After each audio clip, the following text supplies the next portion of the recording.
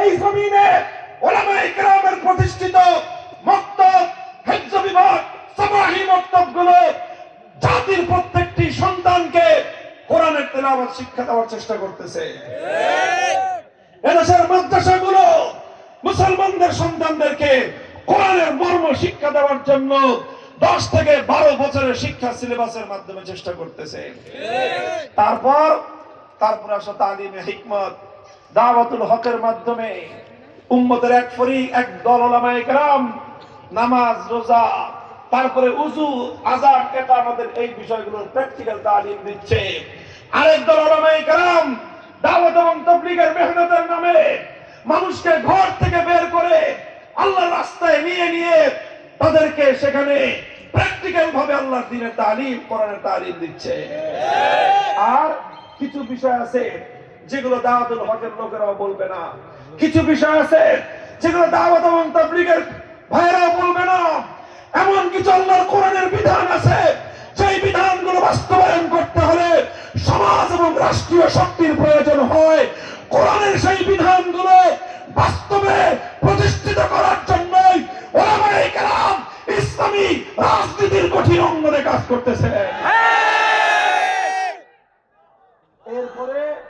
এরপরে আখেরি কাজ তাজকিয়ার জন্য উম্মতের মানুষের চরিত্রের মধ্যে আল্লাহর কোরআনী আখলাক পয়দা করার জন্যই হাক্কানি উলামায়ে কেরাম, মাশায়েখে ইজম বিভিন্ন খানকাহের মাধ্যমে এবং ইসলাহি কর্মসূচির মাধ্যমে, তারা আত্মশুদ্ধির মেহনতের মাধ্যমে উম্মতের আখলাকের মধ্যে কোরআনী চরিত্র সৃষ্টি করার কাজ করতেছেন।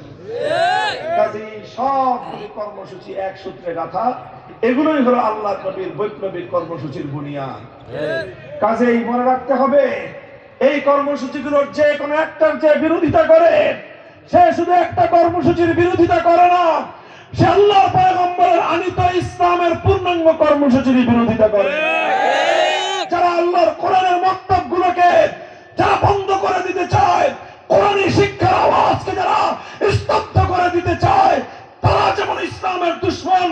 যারা কোরআনের শিক্ষা, মাদ্রাসা শিক্ষাকে সংকুচিত করতে চায়, তারাও ইসলামের দুশমন। যারা ইসলামী রাজনীতির বিপক্ষে মাঠে ময়দানে হোক ষড়যন্ত্রমূলক ভাবে ইসলামী রাজনীতি, ধর্মভিত্তিক রাজনীতির বিরুদ্ধে কথা বলে, ওদের জিভ টেনে ছিঁড়ে ফেলা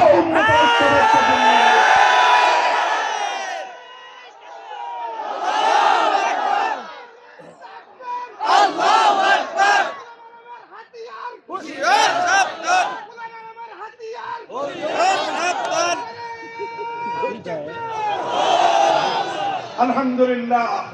এই সব কর্মসূচি চলছে এবং আস্তে আস্তে এটা দানা বাঁধছে, আস্তে আস্তে দানা বাঁধতেছে। বলেন ঠিক না বেঠিক? যারা মনে করো যে হুজুরদেরকে খুব দুর্বল দেখা যায়, ধাক্কা দিলেই পড়ে যাবে, তোমরা বোকার স্বর্গে বসবাস করতেছো। হুজুরদের মক্তবগুলো এরকম লড়বড়ে দেখা যায়, ভাঙ্গা কুড়ে ঘরের মক্তব মনে হয়, ধাক্কা দিতে এসে দেখো এই ভাঙ্গা কুড়ে ঘরের কোরআনী মক্তবকে ধাক্কা দিতে গিয়ে দ্য গ্রেট ব্রিটেন ভেঙে টুকরো টুকরো হয়ে গেছে। ভেঙে গেছে, কোরআনের মক্তব ভাঙে নাই। যারা আজ মনে করো মুখের ফুৎকার দিয়ে আল্লাহর জমিন থেকে কোরআনী ব্যবস্থাকে বাংলার জমিন থেকে বিদায় করে দিবে, উৎখাত করে দিবে বলেই তোমরা বোকার স্বর্গে বসবাস করছো। তোমরা তোমাদের স্বপ্ন দেখছো, আর আমরা পরিকল্পনা করছি। আমরা এদেশের মানুষকে স্বপ্ন দেখাচ্ছি ইনশাআল্লাহ, আল্লাহর রহমতের উপর ভরসা করে। বাংলার মানুষ আজ আলেম সমাজের নেতৃত্বে আস্থা রেখে যেভাবে তারা ঐক্যবদ্ধ হচ্ছে, আমরা বাংলার মানুষকে প্রতিশ্রুতি দিয়েছি, যদি ইনশাআল্লাহ আল্লাহর রহমত শামিল হয়, আগামীর বাংলাদেশ হবে ইসলামের বাংলাদেশ।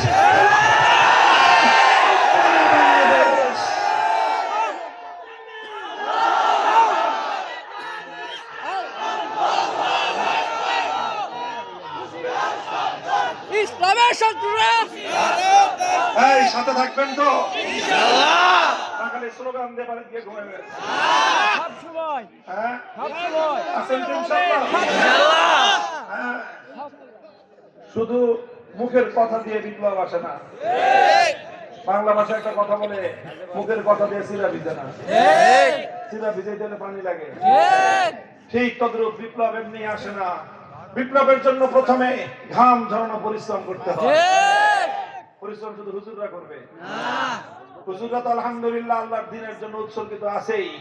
সাধারণ মানুষ আলে বলে আমাদের সাথে জুড়তে হবে, ঘাম ঝরানো মেহনত করতে হবে। করবেন তো ইনশাআল্লাহ? এরপরে দ্বিতীয় মেহনত হবে চোখের পানি দিয়ে আল্লাহর কাছে সাহায্য চাইতে হবে।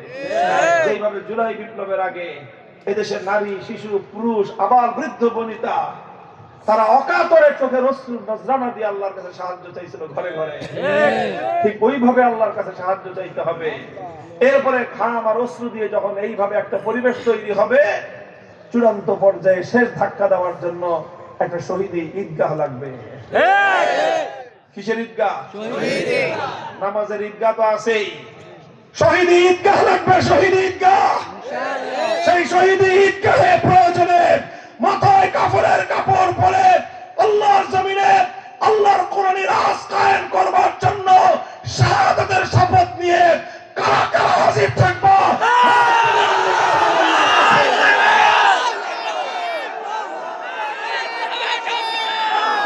ইনশাআল্লাহ।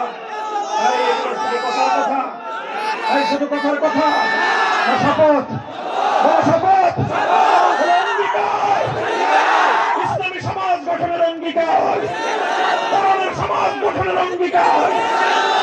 কার সাথে অঙ্গীকার? কার সাথে? আল্লাহ পাক রব্বুল আলামিন এই অঙ্গীকার পূরণের তৌফিক দান করেন। ওয়া আখিরু দাওয়ানা আলহামদুলিল্লাহি রাব্বিল আলামিন। আসসালামু আলাইকুম ওয়া রাহমাতুল্লাহ। আলহামদুলিল্লাহ।